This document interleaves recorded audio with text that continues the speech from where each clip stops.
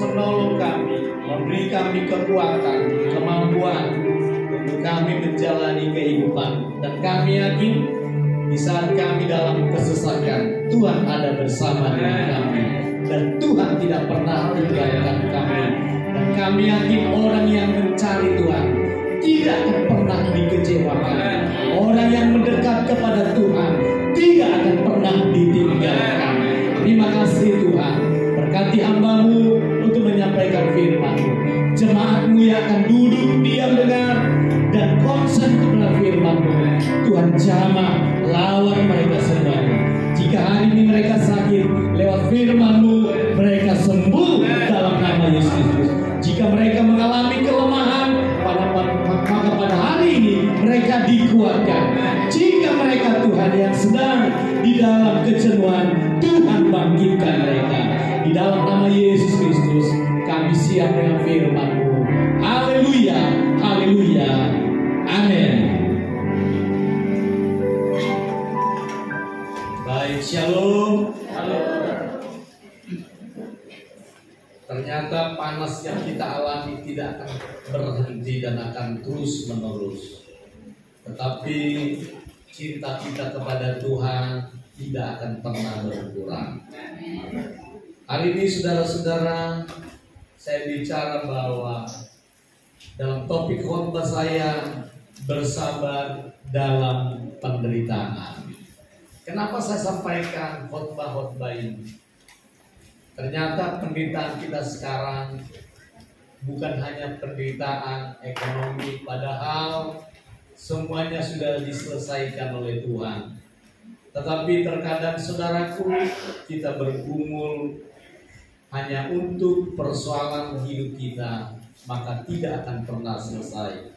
Tetapi Tuhan berkata dalam firman-Nya, maka kita akan terus bersabar dalam penderitaan. Kita lihat di dalam Yakobus pasal yang kelima ayat 7 sampai ayat yang ke-11.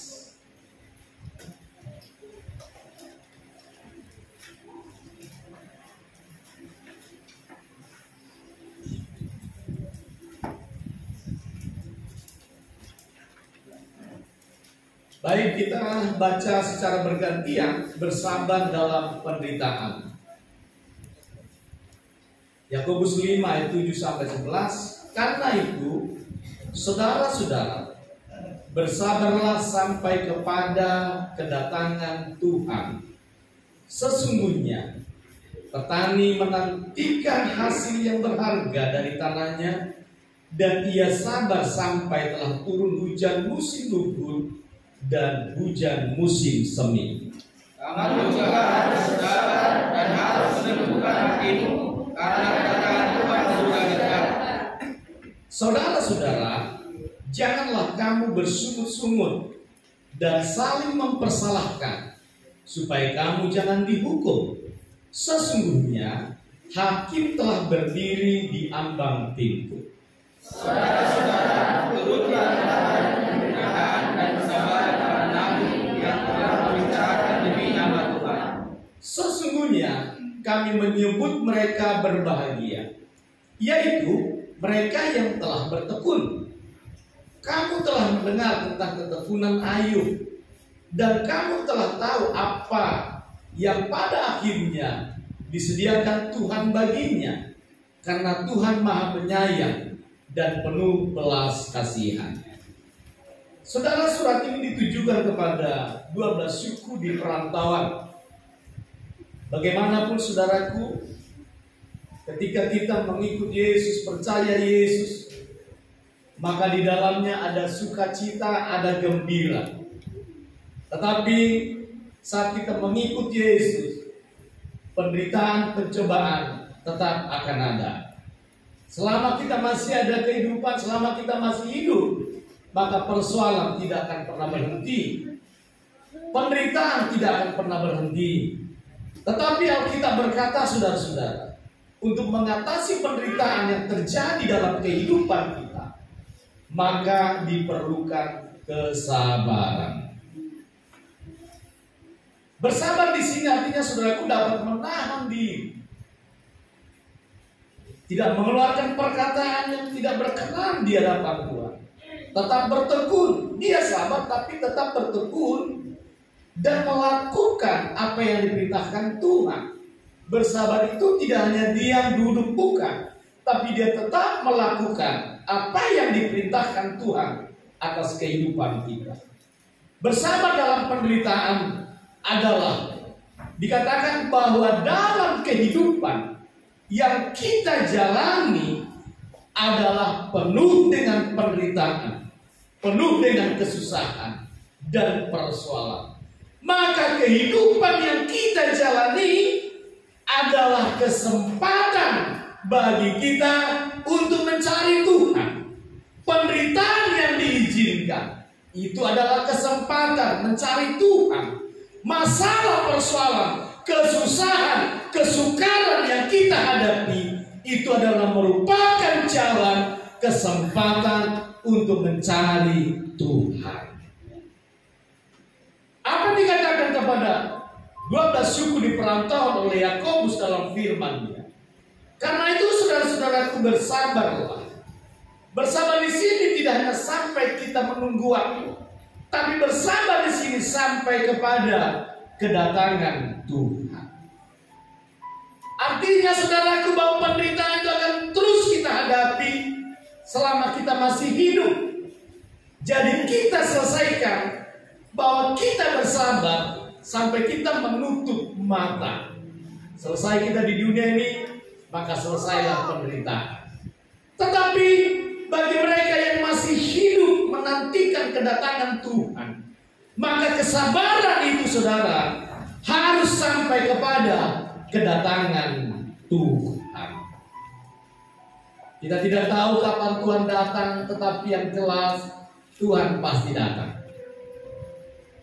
Tetapi ada banyak saudaraku orang meninggalkan Tuhan karena tidak sabar. Dia sudah mendengar khotbah-khotbah tentang kedatangan Tuhan, tetapi tak kunjung juga datang. Maka dikatakan oleh firman Tuhan, bersabarlah, Tuhan pasti datang. Maka ketika kita sabar, banyak hal yang harus kita lakukan. Bagaimana kita menjadi orang yang sabar dalam penderitaan? Bagaimana kita menjadi orang yang sabar ketika menghadapi persoalan?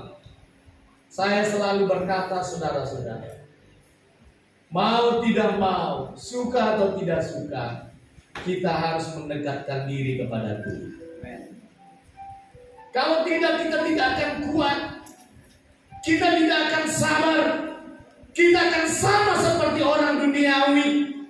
Kita akan sama, maka dikatakan dalam kitab, waktu engkau bersabar menantikan kedatangan Tuhan, maka engkau tidak perlu bersungut-sungut dan saling mempersalahkan. Kenapa bangsa Israel dalam perjalanan ketika keluar dari Mesir menuju Kanaan, bahkan dikatakan tidak banyak orang yang lolos dari sana. Hanya beberapa orang yang sampai ke Kanaan. Karena belum sampai ke sana sudah pada mati. Kenapa saudaraku? Ternyata waktu dalam perjalanan umat Israel terlalu banyak bersungut-sungut, gugur di tengah jalan, selalu mempersalahkan pemimpinnya, mempersalahkan Musa. Mereka menyesal keluar dari Mesir. Padahal Mesir itulah tanah perbudakan. Mesir itulah tempat di mana mereka saudaraku ditawan, diperbudak selama ratusan tahun. Mereka lebih enak kembali kepada hal yang duniawi. Mereka menganggap ketika di Mesir semua tersedia, tapi mereka tidak sadar bahwa sesungguhnya mereka diperbudak, mereka menjadi hamba. Saya berdoa untuk jemaat GBI Kampung Sawah untuk menantikan kedatangan Tuhan. Tidak akan mengingat masa-masa lalu, masa yang kelam. Walau itu sepertinya enak, menjanjikan, uang tersedia, ekonomi ada, tetapi jika itu hal yang tidak baik, saudara harus melupakan itu. Jika tidak, saudara-saudara, saudara akan gugur di tengah jalan, seperti pengalaman bangsa Israel. tidak sampai ke tanah Kanaan. Saya berkata kepada kita semua demi firman Tuhan, hari-hari ini sudah dekat dan tidak lama lagi. Maka kita berkata, sabar menantikan kedatangan Tuhan dan sudah dekat. Maka dalam kesabaran, dalam penantian itu, janganlah bersungut-sungut dan saling mempersalahkan, sebab hakim sedang berdiri di depan pintu, di ambang pintu. Artinya hakim itu adalah milik Tuhan sendiri. Jadi tugas kita, saudara, menguatkan, meneguhkan, memberitakan Injil, menyampaikan kabar baik kepada orang. Orang gak terima gak apa-apa, yang penting kita sampaikan firman, kita sampaikan kabar baik. Persoalan kita sebenarnya dalam hidup kita sudah selesai. Di mana selesai? Ketika Yesus mati di kayu salib, darahnya yang tertumpah, dosa-dosa kita sudah dibereskan. Persoalan yang terbesar dalam kehidupan kita adalah dosa yang masih mengikat kita pada waktu itu. Tapi dengan kedatangan Yesus, Dia menyelesaikannya. Jadi persoalan hidup kita sebenarnya sudah selesai. Persoalan apa sekarang yang harus kita kerjakan? Persoalan kerajaan Allah. Yesus berkata, pergilah, beritakanlah Injil kepada semua makhluk, dan baptislah mereka, dan ajarlah mereka. Dan Tuhan berkata, aku akan menyertai sampai akhir zaman. Inilah sebenarnya persoalan kita. Bukan persoalan dikit-dikit. Aduh, saya begini, saudara, lalu kita nggak datang sama Tuhan, kita tinggalkan Tuhan. Itu bukan persoalan yang sesungguhnya. Saya sudah berkata di awal bahwa persoalan kita sudah selesai ketika Yesus mati di Golgota. Untuk apa Dia mati, saudara-saudara? Untuk kita. Tujuannya apa? Supaya kita sampai di surga. Jadi kalau kita hanya bersoal-soal di dunia ini saja, persoalan kita hanya di kehidupan dunia ini saja, tanpa kita mendekat sama Tuhan, nggak mencari Tuhan, nggak dekat-dekat, nggak mau dijamah Tuhan, maka kita akan menjadi orang yang tidak pernah sabar dalam menghadapi penderitaan. Tidak sedikit orang, saudara-saudara,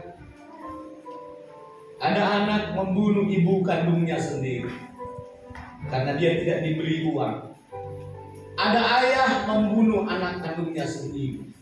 Ada suami membunuh istrinya sendiri, ditutup dengan bantal lalu ditutup. Ada juga istri juga sudah lebih hebat, membunuh suami. Lalu ada tetangga membunuh tetangganya. Ada juga orang membunuh sahabatnya. Semuanya ada sekarang. Kalau saudara lihat di Google dimanapun, di medsos, semua hanya kabar-kabar yang mengerikan, kabar pembunuhan. Yang dibunuh bukan lagi orang-orang yang jauh, tapi orang-orang yang terdekat. Maka ketika kita ada dalam Tuhan, maka Tuhan akan menaruh di hati kita, menahan diri untuk tidak melakukan seperti orang lakukan. Makanya itu fungsi kenapa kita dekat dengan Tuhan. Jadi kalau saudara menjauh dengan Tuhan, bagaimana mau Tuhan menopang kita? Tuhan itu ada bukan untuk memberkati hidup kita saja, saudara-saudara, tapi bagaimana Tuhan memberi kita hikmah untuk kita menjalani hidup. Tadi malam saya khotbah di tempat Bapak Panipur, bicara tentang pria yang apa? Pria yang tangguh. Pria yang tangguh itu bukan bicara otot yang kuat,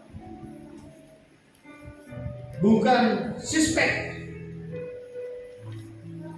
bukan kakinya besar, bukan badannya besar, tapi pria yang tangguh dikatakan pria yang kehidupannya ada di dalam Tuhan.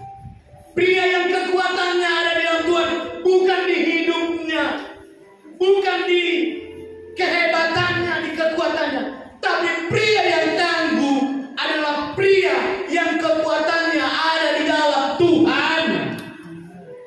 Begitu juga anak-anak yang tangguh.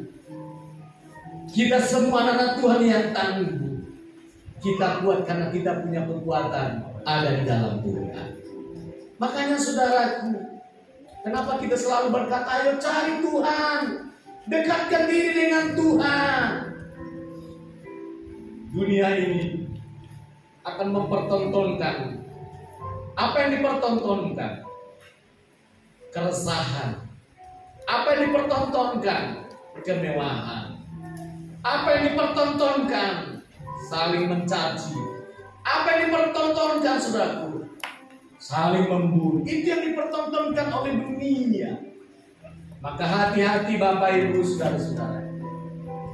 Jangan sesekali sampai pikiran kita saudaraku terhipnotis oleh karena dunia. Maka ketika kita dekat dengan Tuhan, maka Dia akan memberikan kita penguasaan diri.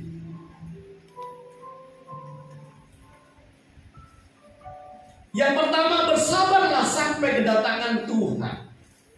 Kesabaran seseorang diumpamakan seperti seorang petani yang menunggu hasil dari pertaniannya. Dikatakan bahwa bersabar itu diumpamakan seperti seorang petani menantikan hasil yang berharga. Perhatikan, yang ditunggu itu apa? Hasil yang berharga. Kenapa petani ini mau menunggu? Yaitu dari hasil pertanian, karena hasilnya itu berharga. Kenapa kita sabar menunggu sampai kita harus menderita? Karena ada surga yang kekal yang sedang kita tunggu. Kalau nggak ada surga, ngapain kita capek-capek cari Tuhan? Ya kan saudara? Kenapa kita mau menderita, dianiaya, diejek, dihina karena Tuhan?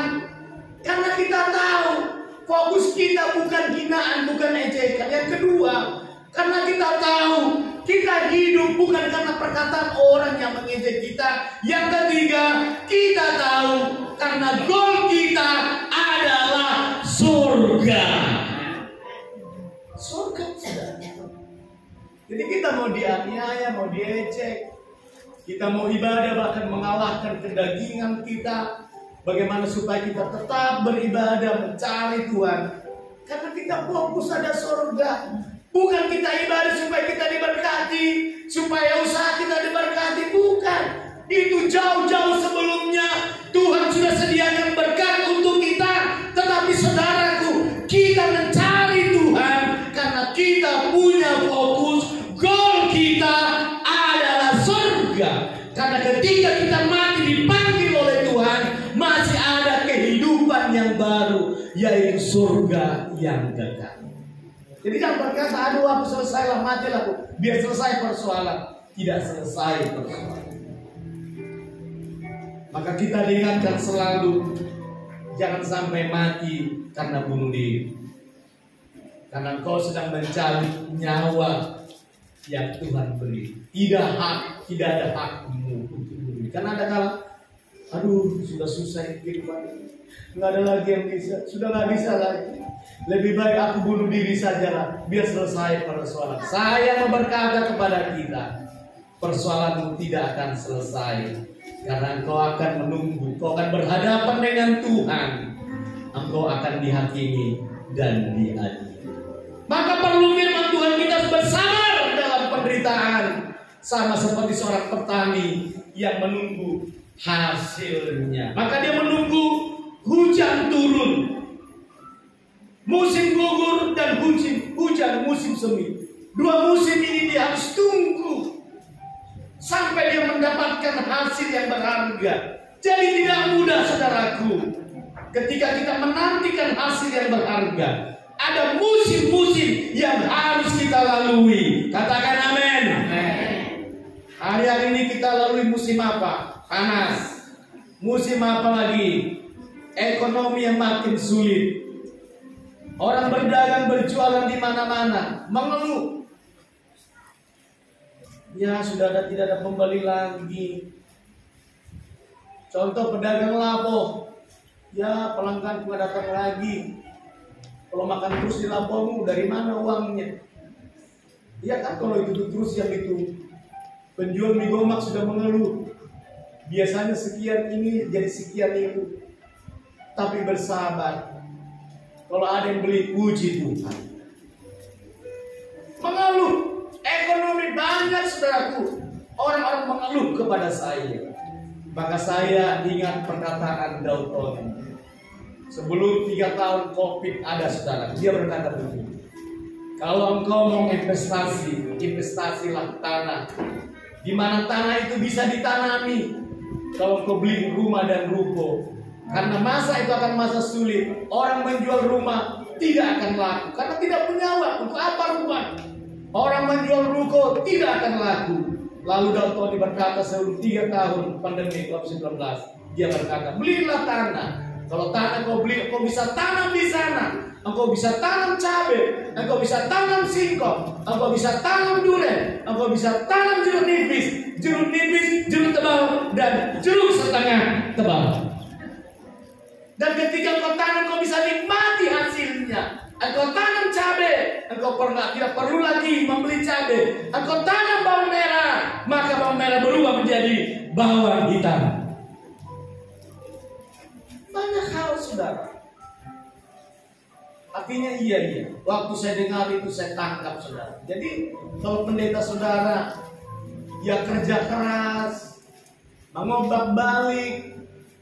Karena saya ingat ada yang kami nikmati. Benar saudara. Setelah saya tanam singkong, saya bawa singkong. Tapi puji Tuhannya, tidak ada satupun yang bisa menyentuh singkong itu. Udah dimasak tapi nggak dimakan. Rupanya ingat masa trauma dulu. Katanya karena singkong dia dibesarkan dari kemiskinan waktu ada di kampung. Tapi singkong di Jakarta sudah keren. Singkong menjadi apa? Dibuat keju, dibuat susu. Harganya mahal, segini 5.000. Di tempat saya singkong besar-besar. Mau nggak Bapak Ibu makan singkong? Nanti setelah saya tanam lagi.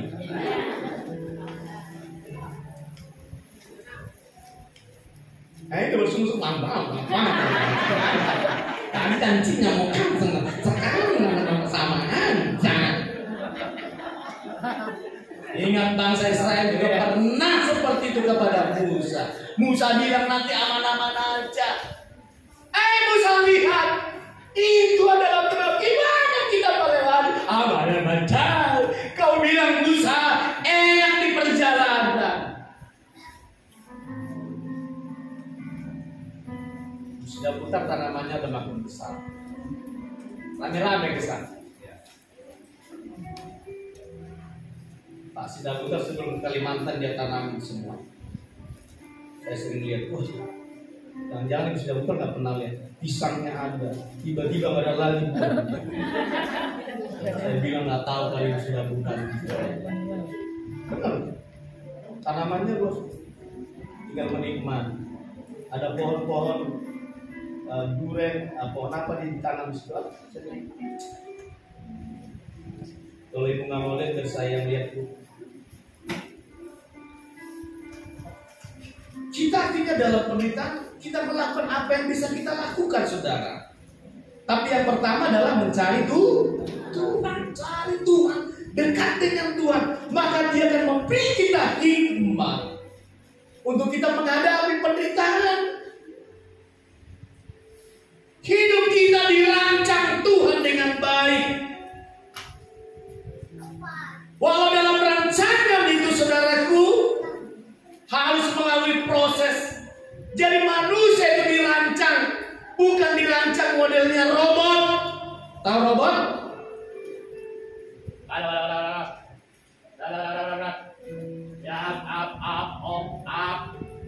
Up, down, Goliath, Simpson, down. Hidup kita dirancang Tuhan menjadi manusia yang kreatif. Katakan amin. Manusia pekerja keras, jadi bersabar diri. Di sini dikatakan, diumpamakan seperti petani. Tapi kita, saudaraku, menggunakan kesempatan yang ada. Apa yang bisa saudara lakukan? lakukan. Karena kita percaya berkat Tuhan yang menjadikan kita kaya. Bukan usaha yang disebut, tapi berkat. Kalau kecil pun kita kelola dengan baik, tapi setia dan tekun, disitulah Tuhan memberkati kita. Allah mengatur masalah kehidupan manusia. Makanya dikatakan bersabar dalam penderitaan, karena Tuhan yang mengatur masalah kita. Masalah kehidupan manusia. Apa masalah manusia sebenarnya? Masalah makan, masalah minum, masalah ekonomi, keuangan. Itu adalah persoalan bagi manusia. Tetapi persoalan yang sesungguhnya yang Tuhan mau adalah supaya manusia yang diciptakan dengan mulia ini menjadi manusia penyembah Allah yang sesungguhnya. Jadi saudara dan saya diciptakan untuk memuji, memuliakan Tuhan, bukan menjadi manusia yang jauh dari Tuhan, manusia yang meninggalkan, yang cuek dengan Tuhan. Kita ini Tuhan yang ciptakan, bukan saudara yang menciptakan diri sendiri, tapi Tuhan. Tujuan dari penciptaan itu adalah supaya kita menyembah Dia, memuliakan Tuhan, mengagungkan Tuhan. Itulah tujuan dari hidup kita. Amin. Jadi kalau dikatakan ayo cari Tuhan, saudara jangan melawan Tuhan. Jangan saudara. Apa itu Tuhan? Udahlah. Jangan saudara, jangan sesekali lawan Tuhan. Karena saudara dan saya tidak ada apa-apanya. Itu. Iya. Ketika saudara dinasihati, ditegur oleh firman, atau oleh PKS, saudara ditegur, ayo konser, jangan lawan saudara. Kalau memang nggak konser, diam saja. Kenapa saudara? Itu karena Tuhan baik buat saudara. Diteguhkan imanmu, dikuatkan dengan imanmu. Kenapa perjuangan masalah kita hadapi ini? Ini masalah serius loh Bapak ini. Kalau kita nggak serius cari Tuhan, nggak sungguh-sungguh cari Tuhan, kita tidak akan pernah bisa bertahan, nggak akan kuat. Berguguran satu persatu. Tinggalkan Tuhan, nggak mau lagi cari Tuhan, cuek dengan Tuhan, tinggalkan Tuhan. Tuhan bilang, aku juga akan meninggalkan engkau. Kasih setia Tuhan Dia tunjukkan sampai masa sekarang. Kesempatan yang Tuhan beri sampai masa sekarang. Tetapi ada akhirnya kesempatan ditutup. Nggak ada lagi kata teriak, Tuhan aku menyesal. Kenapa dulu ya PKS sudah suruh aku terus cari Tuhan, tetapi aku ngeyel. Tuhan ampuni. Tuhan bilang nggak ada ampun bagimu. Nggak ada. Udah tertutup anugerah, sudah tertutup kesempatan. Aku sudah utus hamba-hambaku datang ke rumahmu. Mereka datang berteriak dengan sabar, mengajak engkau datang mendekat dengan aku, tetapi engkau tidak respon. Engkau seperti tidak butuh aku. Tapi pintu anugerah, kesempatan sudah tertutup. Tuhan berilah kesempatan, sudah tidak ada kesempatan. Aku sudah memberi nabi-nabiku dahulu untuk memberitakan firman-Ku. Aku sudah mengutus anakku yang tunggal, Yesus Kristus. Engkau juga tidak hormati. Aku sudah beri Roh Kudus sebagai penuntun dalam hidupmu. Engkau juga tidak meresponi. Dan pada akhirnya pintu aku tutup. Selesai. Jadi kesabaran itu pasti ada hasil. Sabar saja sudah cari Tuhan. Jangan mau tinggalkan Tuhan. Kalau orang lain tinggalkan Tuhan, nggak mau cari Tuhan, jangan aja terus. Fokus terus. Kenapa? Ke surga itu masing-masing. Jangan karena GBK usaha semua masuk surga. Tuhan bilang enggak. Makanya selalu berdoa saudara. Tuhan, aku berdoa supaya jemaatmu GBK usaha menangkap hatimu, mengerti hatimu Tuhan. Makanya kalau ke gereja sungguh-sungguh cari Tuhan. Ya, anak-anak muda kalau gereja jangan main game. Fokus sama Tuhan. Jangan, lebih baik saudara pulang. Kalau main game di sini pulang saja, tak perlu. Tidak menghormati Tuhan. Mengapa saudara datang ke sini hanya mau main game dan nggak cari Tuhan? Bagaimana masa mudamu ke depan? Itu satu contoh. Harus sungguh-sungguh dengan Tuhan, memuji Tuhan, meninggikan Tuhan, mengagungkan Tuhan. Kalau Tuhan saja yang tidak kelihatan, tidak kehormati, bagaimana dengan orang yang kelihatan? Hormati Tuhan. Dalam setiap pertemuan apapun hormati Tuhan. Hargai Tuhan. Dia tidak kelihatan, tapi kita mengimani Tuhan hadir dalam kehidupan kita. Jadi dia perancang hidup kita. Dia yang tahu hidup kita, saudara. Maka dekatlah dengan Tuhan. Supaya dengan engkau bersabar dalam penderitaan, maka pada akhirnya kita selesai dengan kehidupan. Bersabar dan meneguhkan hati. Bersabar di sini tidak hanya menantikan kedatangan Tuhan sampai kedatangan Tuhan, tapi bersabar harus meneguhkan hati. Kenapa harus meneguhkan hati? Karena yang kita jumpai, yang kita hadapi, kadangkala saudara-saudaraku tidak sama, bahkan bertentangan kadangkala. Tetapi bagaimana seorang anak Tuhan yang bisa meneguhkan hati-hatinya, dia percaya bahwa Tuhan yang dia sembah, dia percaya bahwa Tuhan yang ditinggikan akan menolong dan memberikan jawaban. Ada keteguhan hati, ada keyakinan dalam hati yang memberi kita pertolongan, saudara-saudara. Berhadapan dengan orang lain, berhadapan dengan tetangga, berhadapan dengan keluarga dan yang lain. Tapi kita sebagai anak-anak Tuhan harus menunjukkan diri bahwa kita adalah anak Tuhan. Pria yang tangguh disebut adalah pria yang berjiwa besar, pria yang bertanggung jawab. Saya katakan tadi malam, saudara. Dan anak-anak Tuhan juga adalah anak Tuhan yang bertanggung jawab. Apa tanggung jawab kita setelah Tuhan ciptakan dan adakan kita di dunia ini? Kita diciptakan, saudara, untuk bertanggung jawab atas keluarga kita. Apa tanggung jawab kita? Tidak hanya memberi nafkah, tidak hanya menyekolahkan, tidak hanya kasih makan, tetapi tanggung jawab kita sesungguhnya adalah membawa keluarga kita, seisi rumah kita untuk mencari Tuhan. Maka Yosua dikenal, saudaraku. Dia adalah Yosua yang bertanggung jawab atas keluarganya. Ketika Yosua memberikan pilihan kepada orang Israel, silakan kau mau pilih yang mana? Mau ilah lain, mau Allah lain, silakan. Tetapi aku dan seisi rumahku, aku akan datang dan menyembah Tuhan. Harusnya keluarga komitmen sama Tuhan supaya diberkati. Haleluya.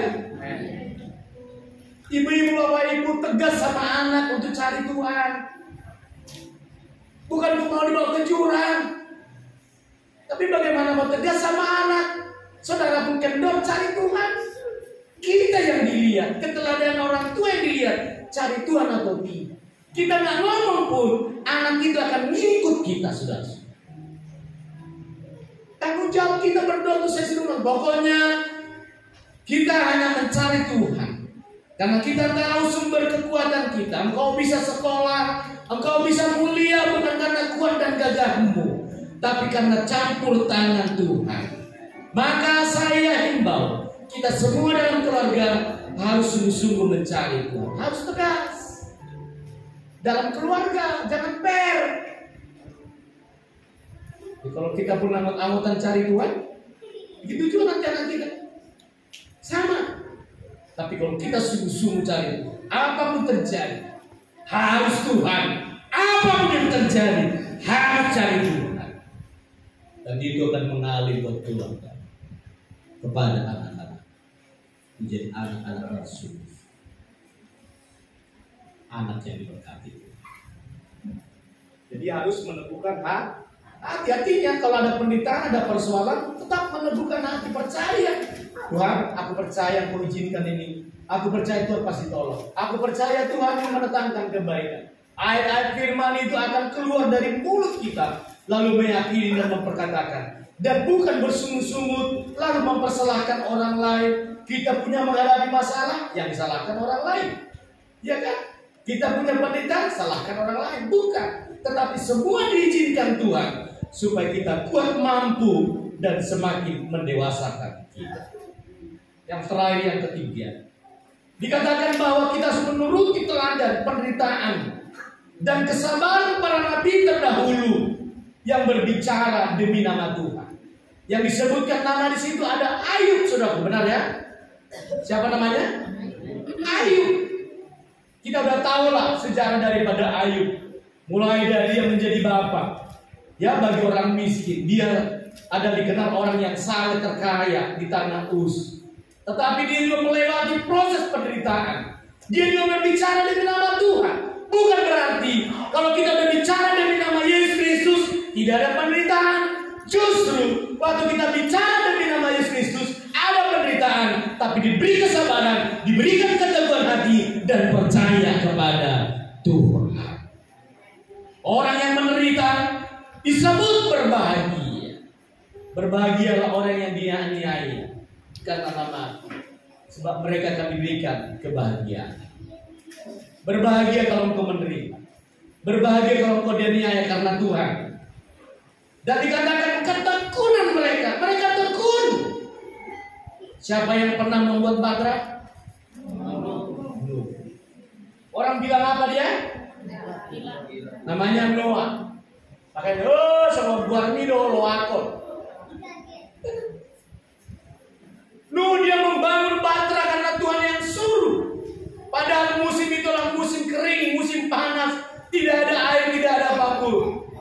Dan yang paling lucu disaksikan oleh orang, dia membangun batra itu di atas bukit. Orang makin mengejek dia. Gimana kamu? Udah tahu musim kering, lihat itu pohon-pohon kering. Untuk apa batramu setinggi itu? Tapi lu taat sama Tuhan. Karena yang memerintahkan itu bukan manusia, tapi yang memerintahkan itu adalah Tuhan. Kan ya? Lu buatlah batra, ukurannya jelas, bahkan tempat-tempatnya jelas, bahkan binatang-binatang yang haram dan yang tidak haram jelas, binatang yang akan dimasukkan ke dalam batra. Nu tidak mendengar kata orang, nu tidak hidup dengan kata-kata orang, tapi dia hidup karena perkataan Tuhan. Kan seringkali saudara kawan ini jangan dengarin. Dengar kata Tuhan. Makanya condongkan hatimu kepada Tuhan. Hari-hari di TikTok ada sekarang namanya godam apa lain. Kalau ini nanti kau akan mendapat emas 50 kg. Kalau kau begini nanti kau akan mendapat, enak banget. Jangan mau dibodohi oleh iblis. Tuhan ajarkan kita supaya kita bekerja keras. Amin. Masa nonton? Ya lihat-lihat mataku nanti kau yang godam ada padamu, kau akan mendapatkan emas 250 ton. Nggak masuk akal. Tuhan bilang bekerja dengan tanganmu, berpikir dengan otakmu. Haleluya. Melangkah dengan kakimu, bekerja dengan tanganmu, melihat dengan matamu, berpikir dengan apa? Otak akal. Makanya dikatakan cerdiklah seperti burung, cerdiklah seperti ular, tulus seperti merpati, tapi jangan jadi ular. Haleluya. Jangan jadi burung merpati nanti cepat dipotong. Sifatnya serbu cara, harus cerdik. Dan kecerdikan artinya bijak, berhikmat. Harus tahu kapan kita melangkah, harus tahu kapan kita melompat, harus tahu kapan kita berbicara, harus tahu kapan kita diam, harus tahu kapan kita nangis. Jangan di tempat orang berduka saudara nangis, saudara ketawa. Bisa jadi orang gila. Coba depan orang lain. Gila. Artinya orang yang bijaksana bisa menyesuaikan diri. Di lingkungan bisa menyesuaikan diri. Jangan anggap semua orang itu berdosa, tapi anggaplah mereka adalah teman.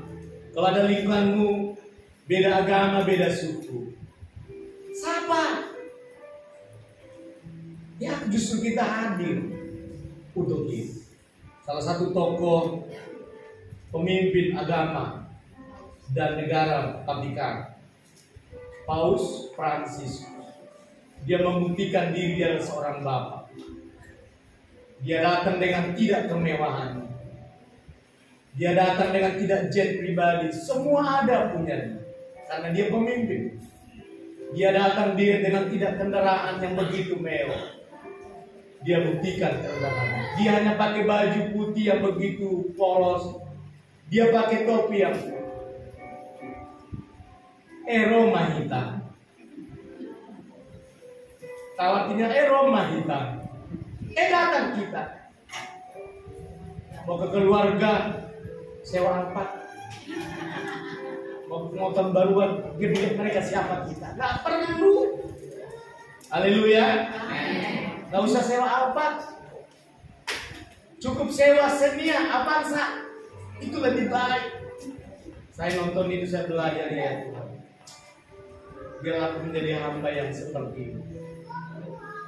Dia lewat hanya gini-gini aja dia. Gak kenal itu orang yang datang. Gini-gini aja. Tapi orang merasakan kehadiran. Itu masih Paus Franciscus. Bagaimana dengan Tuhan Yesus? Dia membuktikan diri saudara. Sampai orang ketakutan. Macam-macam. Tapi dia terus jalan. 3 hari kerja di Indonesia, dia nggak peduli.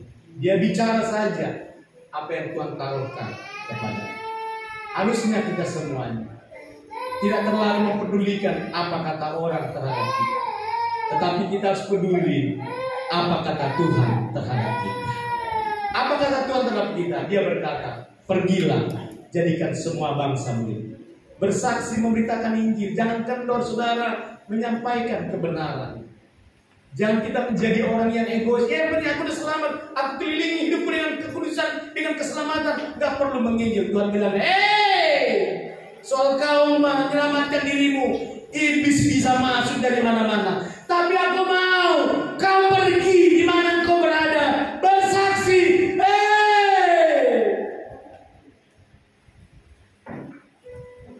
Jangan hanya cuek dan sibuk dengan urusan kita. Urusan kita surga. Urusan kita kerajaan Allah. Di mana ada orang ketemu, saksikan firman. Bagaimana kau sebelum percaya Tuhan dan percaya Tuhan, dan setelah itu menjadi pelayan, saksikan bagaimana keluargamu dipulihkan oleh Tuhan. Ini yang harus kita lakukan, saudara-saudara. Saya senang sama mama bapak saya itu. Kalau di Cilengsi bawa daun singkong, ya untuk apa saya bilang? Dia bawa banyak-banyak. Padahal mereka berdua. Ya, saya bilang untuk apa? Untuk jiwa-jiwa. Untuk jiwa-jiwa. Saya bilang hebat sekali. Kami yang bantu aja nggak berpikir untuk itu. Dia bagi-bagi ke orang-orang sana. Pernah ada datang 2 jiwa. Sekarang nggak datang lagi. Kenapa lagi kerja? Dia bapak pulang ke Bandung 1. Tapi minimal dia udah dengar firman Tuhan. Saudara gini. Untuk jiwa kita supaya harum. Lalu dibawa, kalau ada makanan daging, kita kasih lalu sisa, dia bagi itu tetap. Jadi untuk mengajar pun gampang kan? Ayo ibadah, nggak nolak, karena apa? Udah dimakan. Udah dimakan daun singkong, udah dikasih usus B2. Udah dimakan. Lalu mama bapak saya, kami di sini aja dulu tidur ya banyak, biasanya Sabtu malam minggu di sini, malam mingguan di sini di kamar satu tolu. Kita buat kamar satu tolu, tempat permasalahan. Tapi hari-hari tidak. Apa yang saya bilang? Nanti supaya kami bawa jiwa dari sini. Puji Tuhan. 2 kali dibawa naik mobil, yang kedua naik motor, sekarang naik sendiri. Tapi gak apa-apa, minimal benih sudah tertabur. Amin saudara. Mungkin hari itu belum, tapi benih itu akan tumbuh. Dia akan besar dan dia ingat siapa yang pernah membawa dia ke gereja, siapa yang pernah menceritakan firman Tuhan kepadanya. Mama saya sering mungkin menyampaikan, gimana usahamu? Lancarkan, itulah. Makanya cari Tuhan. Dia berkata, anak muda ini berkata, ada nggak? Nggak ada. Anak muda ini berkata, terima kasih Nam Tulang. Seumur-umur saya belum pernah ke gereja. Nggak ada yang pernah mengajak saya. Tapi terima kasih Nam Tulang, aku sudah diajak ke gereja. Sampai itoknya datang berterima kasih kepada mama bapak. Makasih ya Nak, sudah bawa itok saya ke gereja. Saya yakin masih banyak orang-orang yang seperti ini yang belum pernah ke gereja. Tugasmu, karena ini perintah Tuhan. Ketika kita sudah menghadapi pendeta, waktu kita melayani, Tuhan beri kita kekuatan. Kiranya firman ini memberkati kemampuan kita. Shalom. Kita berpuasa. Ku ingin selalu bersekutu denganmu, menikmati hadiratmu, biarkan rohmu tinggal dalam hidupku. Sungguh indah bersama. Ku ingin selalu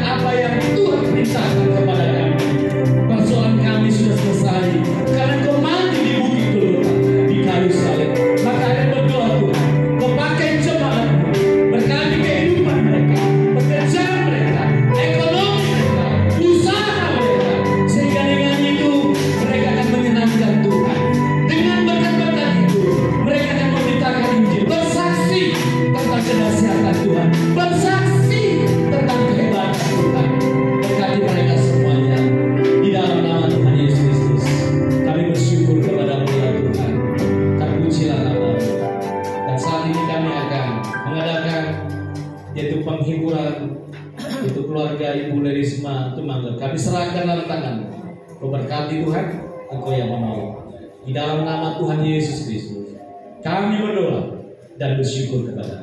Haleluya, haleluya, amin. Dipersilakan kepada keluarga dan anak untuk boleh duduk. Saudara, beberapa minggu lalu, kalau orang tua dari ibu ini dipanggil Tuhan,